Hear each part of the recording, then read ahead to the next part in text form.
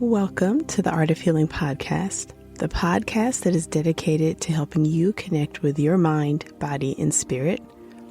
This is Charlize, physician and Reiki master, and thank you so much for joining me. I would like to remind you that although I'm a physician, the information you receive in this podcast is for educational and entertainment purposes only. You can find my full disclaimer at my website, www.healingartshealthandwellness.com. If you like what you hear on this podcast, sign up for my weekly newsletter.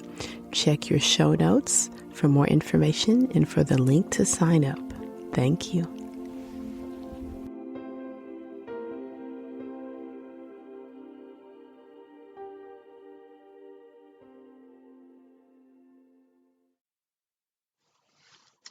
Hello and welcome back to the Art of Healing podcast. This is Charlize, and this is the last week of April. And for this podcast, and I briefly mentioned in some of the previous, just as a preview, is going to be for those that are on the verge of thinking about training in Reiki 1, or maybe have trained and are wanting to go to the next level of 2, Reiki 2 or Master. So, not necessarily for everyone, definitely understand. And if this isn't your jam, and you happen to be just, browsing through for listening for some podcasts, definitely please see some of my other episodes in which I cover information that's a little bit more medical or maybe on meditation. So for those listeners that have been thinking about or considering training in Reiki, and I was definitely at that point in my life too, several years ago. Or maybe you have registered for a course, you're getting ready to do your course live or online, or you're doing a self-paced course. So I wanted to offer some of my tips. If you're either thinking about it or you're getting ready for it, it's so exciting. I remember those days. It's so exciting. But I wanted to offer some of my tips that you might want to consider just to get yourself ready. Reiki training is open to anyone that wants to learn. And there are a variety of ways to learn and multiple schools and modalities that you can learn from. So I definitely never limit students or those that are interested. If anyone that's interested and you're called to it, your intuition is telling you should do it, you should do it. No hesitation, definitely do it.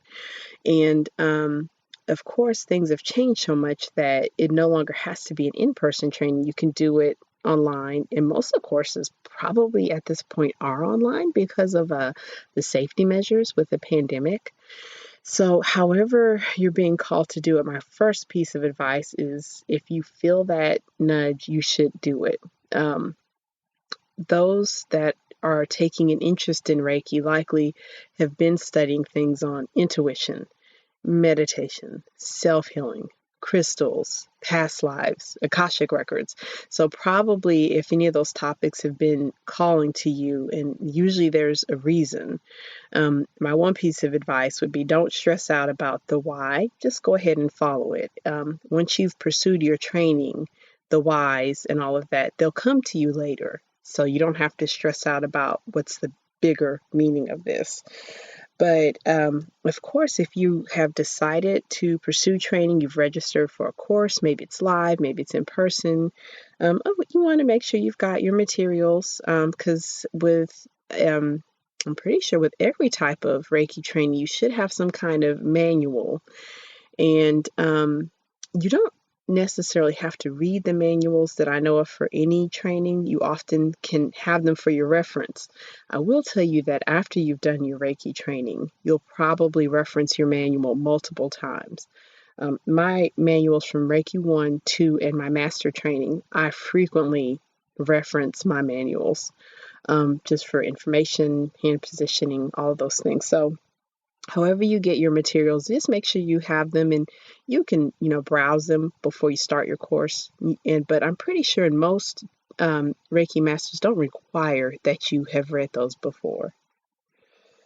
Prior to your Reiki 1 training, and if you've researched this, you know that your training is going to be in part informational and then an attunement which will raise your vibrational level.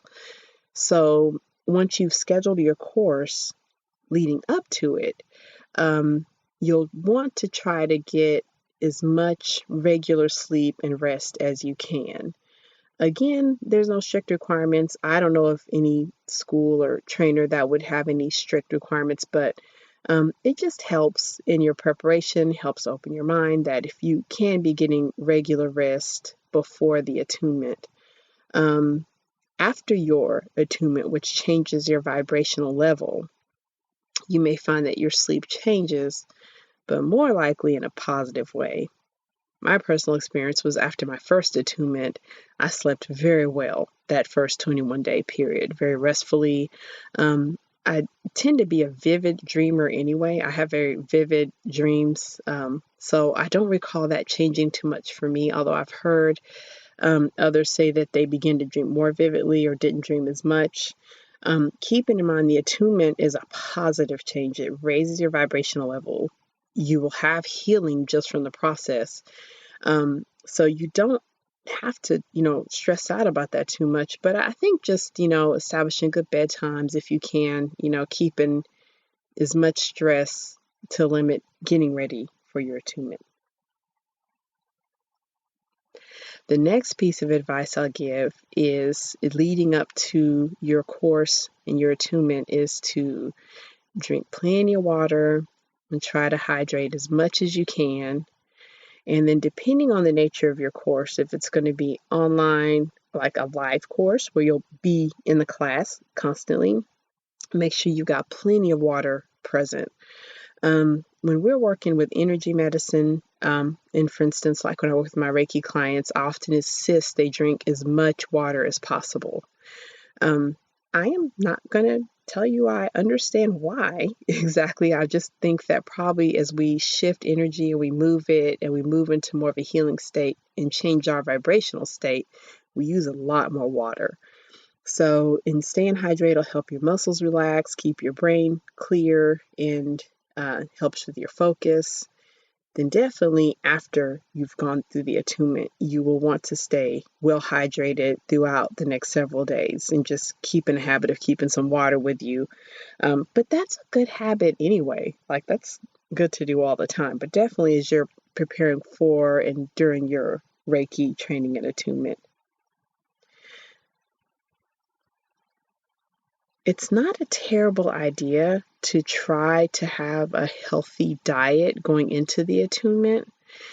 I have heard various opinions about caffeine intake and the overarching theme to limit your caffeine intake before your attunement. Here's a confession. I did not with any of my attunements. I did maybe cut back, but I'm a self-professed coffee drinker. I drink my coffee every morning and I love it. I can go without it, but for me personally, I don't recall making a big change as far as my caffeine intake. Although my coffee, my morning ritual tends to be my only caffeine intake throughout the day. But I have heard the advice that you might want to limit, and if you don't normally do caffeine, don't start, before your attunement. And then as far as your diet, a nice plant-based anti-inflammatory diet is always a good idea, but particularly the few days before your attunement, it's not a bad idea to maybe eat a little bit lighter, eat a few more plants, a few more veggies. And the thinking is that it just keeps your digestive system from working too much, and that frees up blood flow for other parts of your body. So it's not a terrible idea. When you're doing your Reiki attunement, you'll be in a course. Depending on the nature of your course, this is going to probably be sitting. It's going to take time. And I think all of us pretty much notice that if we eat heavily before something like that, we don't think clearly. So, like with anything, like if you're going to take a test, you probably want to keep your diet nice and clean just to keep your energy level up. My last piece of advice that I'm not sure that anyone had ever shared this to me, but honestly, the way I discovered Reiki, it wasn't like my idea. It wasn't my idea to even do Reiki. I was told, and it's like, oh, I'll do it. But if possible, if you have decided to pursue Reiki training and you've committed to a course, or if you're thinking about it, you're thinking you might do a course, but you're not sure. I would tell you one thing you can do that'll sort of help you get in the mindset and help you get into um, the. It'll set the framework for the habit that you'll have once you are a Reiki practitioner, is to start meditating daily. Um, when I first learned Reiki, and even my first few years, I was already meditating. I didn't appreciate the role meditation played in my life nearly as much as I do now, but I was meditating. Even once I became a Reiki practitioner and, would go ahead and start my self treatments and then treating others, I would still meditate, but I didn't make the connection really until recently that having your own meditation practice can help you ease the transition into Reiki. Once you become attuned to Reiki, one of the things that's strongly recommended is to treat yourself daily. And looking back, I think the daily treatment of the first 21 days would be made easier in someone that already had a practice of doing some meditation on their own. It can set the stage for it. And it doesn't need to be anything complex or complicated. I'm saying just a short few minutes of meditation if you're used to doing that. So one of the free offerings, I had created a meditation journey challenge some time ago. And if you are looking into doing a Reiki course, you're getting ready for, or you're just on the verge, or however, if you like, you can sign up for my meditation challenge. You'll receive a short email every day. Of course, if it's not for you, you can simply just, remove yourself from the list. But otherwise, if you like, you'll receive just a daily prompt with a short email that will guide you through various meditations. I designed them keeping in mind that someone that maybe is going to be pretty busy. So they're nothing that take up lots of time. They're all pretty short. But feel free in the show notes to sign up for that if you are wanting to have something to help you get started if you're on the verge or thinking about doing Reiki.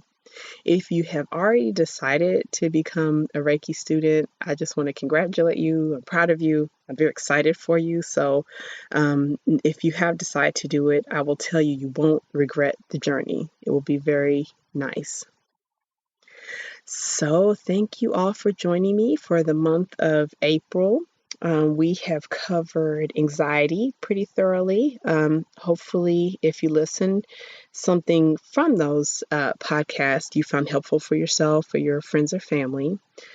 Coming up in the month of May, I am planning on focusing on the art of mindfulness as far as meditation and probably a few other topics.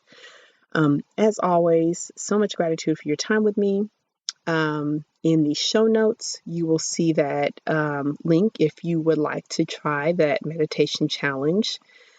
This podcast, it's a little bit shorter, but again, you mentioned, I know this topic won't be for everyone. Not everyone at the point they're considering Reiki or learning about Reiki completely understand, but definitely you'll see in the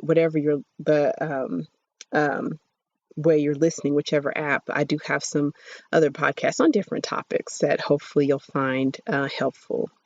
So thank you so much. I will connect with you next week. Bye-bye.